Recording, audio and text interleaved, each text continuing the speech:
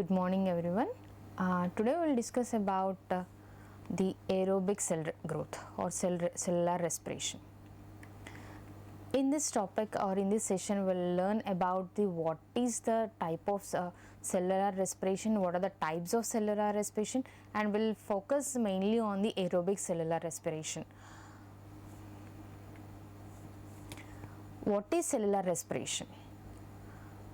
It obviously we all know that for any living organism to survive, it has to respire. It means it has to take in air, and for this cellular respiration there are various metabolic pathways, and this cellular respiration occurs in almost all the living organisms, that is the plants, animals and some bacteria, whereas the photosynthesis takes place only in the plants.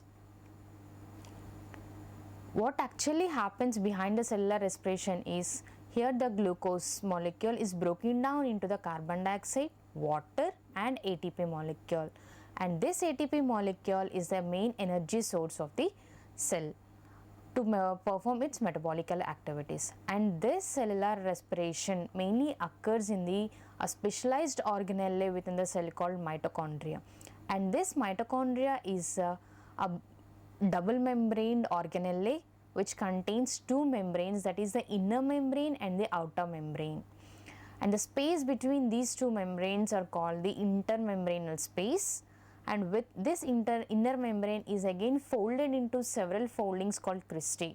The space for the space present in the mitochondria or the lumen of the mitochondria is called the matrix. Some of the metabolic pathways occurs in the intermembrane or the internal membrane of the mitochondria, and some metabolic pathways occurs in the matrix of the mitochondria. What is ATP? Yes, ATP, the full form of ATP is adenosine triphosphate. It is a type of nucleotide. It means it contains a nitrogen base called adenine, a sugar molecule and the phosphate molecule. Here the sugar molecule is a ribose sugar. So most of the energy that we take or the generated within the cell via cell respiration is converted into the ATP, and this ATP is the main energy source for all the metabolic activities. Here as it says, there are 3 phosphate molecules and 1 ribose molecule which is a sugar molecule, and the ribose contains 5 carbon atoms and a nitrogen base called adenine. The nitrogen base and the adenine, that is the adenine and the ribose sugar molecule, are combined via a glycosidic bond, and the phosphate molecules are attached to the sugar molecule via phosphoester bonds. And the breakdown of these phosphoester bonds or these hydrogen phosphate molecules releases a very high energy. A single phosphate molecule, that is the dephosphorylation, that is the removal of phosphate molecule from this ATP, leads to generation of high energy, and that energy in turn will be used for the metabolic activities in every cell. So what exactly is cellular respiration? The transfer of energy from an organic compound to in another organic compound or to form the ATP. And fermentation is nothing but the breakdown of carbohydrates by the enzymes or the bacteria to form a alcoholic agent. And what is aerobic cellular respiration is the respiration that occurs in the presence of oxygen and is called aerobic respiration, and the respiration that occurs without the oxygen is called anaerobic respiration. Now cellular respiration.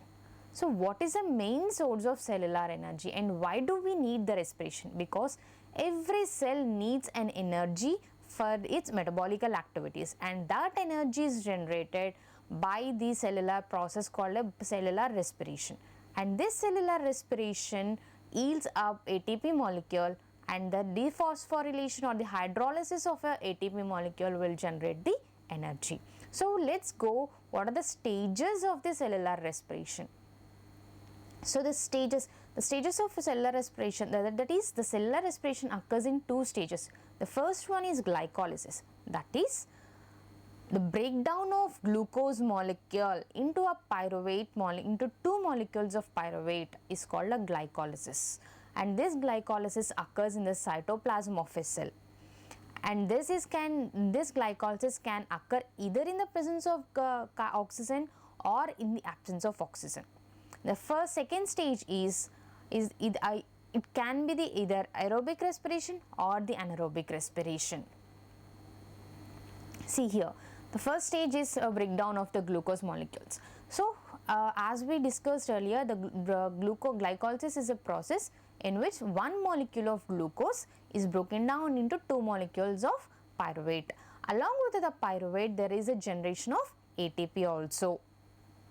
And this ATP, first, along with the ATP, some NADH molecules are also broken down, and this NADH will further undergo or move to the electron transport chain for the further generation of ATP molecules. So now this pyruvate, that is the end product of the glucose, can either enter into the anaerobic respiration or can be into the aerobic respiration. So when it goes for the aerobic respiration, the generated pyruvate will move or transported into the mitochondria, where it undergoes the Krebs cycle. So hence this pyruvate will be further metabolized into oxaloacetic acid, and during the conversion of pyruvate to oxaloacetic acid, there is a generation of ATP.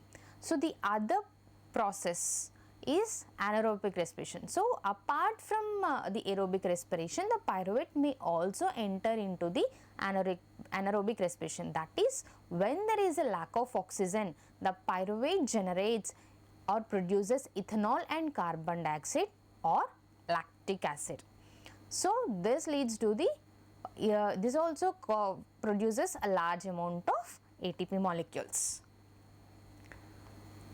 Second stage, this is, so here the ATP either enters into the mitochondria or into the anaerobic respiration. The aerobic respiration is called the Krebs cycle. After the Krebs cycle, this oxaloacetic acid, along with the oxaloacetic acid in the Krebs cycle, there is a generation of ATP. So the NADH generated in the glycolysis pathway and the FADH2 and NADH that are produced in the Krebs cycle now enters into the electron transport chain. The Krebs cycle occurs in the matrix of the mitochondria, whereas the electron transport chain occurs in the inner membrane of mitochondria. So there is a complexes of different complexes which converts these NADH and the FADH2 into ATP molecules. So the other option, that is in the absence of oxygen. So what happens in the absence of oxygen? The pyruvate undergoes the metabolism and generates either the lactic acid or it can produce either the lactic acid or ethanol along with the generation of carbon dioxide. However, it again generates NAD+.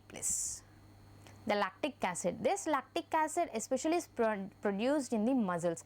After a vigorous exercise, due to the shortage of the oxygen in the muscular cells, this pyruvate generated will undergo the conversion into the lactic acid. For example, this is one example, and the other one is the production of beer or any alcoholic compounds. Here also what happens, the carbohydrates that undergo the glycolysis and generates the generates a pyruvic acid. As here in the fermentation there is no supplement of oxygen, it undergoes the pyruvate undergoes the conversion into ethanol and carbon dioxide. So this is the general formula, the stoichiometric equation of a cellular respiration, that is C6H12O6 plus 6O2, that is glucose. When it combines with 6 molecules of oxygen, it generates 6 molecules of carbon dioxide, 6 molecules of water molecule and ATP molecules. So these ATP molecules are the rich sources of energy. How it generates the energy? So when this ATP undergoes the hydrolysis or the dephosphorylation, the breakdown of the phosphate bond will generate a lot of energy, which will further in turn used by the cells for their metabolic activities. So this is the general representation of a cellular respiration, especially the photosynthesis. What happens in the photosynthesis? The photosynthesis contains a specialized organelle called the plant cells contain a specialized organelle called chloroplast, and these chloroplasts will absorb the sunlight. They convert the organic molecules in presence of oxygen. They generate the pyruvate that undergoes into the mitochondria, and again it leads to generation of oxygen and H2O. Excuse me. During the this generation, they'll release the energy as well as the heat energy also. So these are some of the self-assessment questions based on the cellular respiration. Thank you.